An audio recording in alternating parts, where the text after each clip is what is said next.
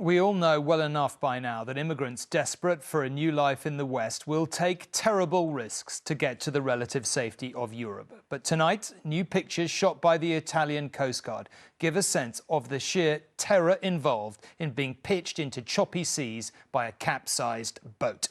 In the footage, you can clearly see one tiny toddler being plucked from the water as others cry for help. 5 women were not so fortunate and are known to have drowned. At least 20 others appear to be missing. This is the reality of life and death at sea for thousands of migrants and refugees. The footage is from the body cam of an Italian coast guard off the island of Lampedusa, who had dived into the water to try to save as many people as possible. It is an almost biblical scene, and above it all, the distinct, terrified screams of a child. Fighting against the powerful waves, the rescuer manages to get one child to safety. Once aboard, exhausted and traumatized children and their parents who've been saved are told to get inside. Go inside. Sit down, go!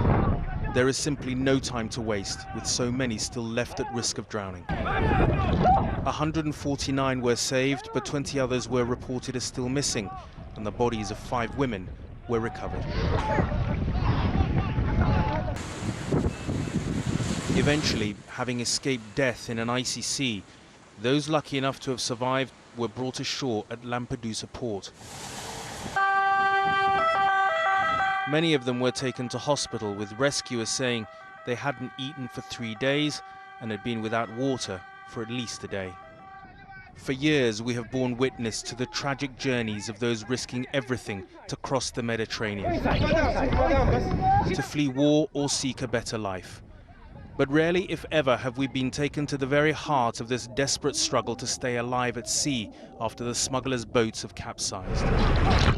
It gives a glimpse of the awful and agonizing moments as people wonder whether they will die or be lucky enough to be saved. Raggy Omar, News at 10.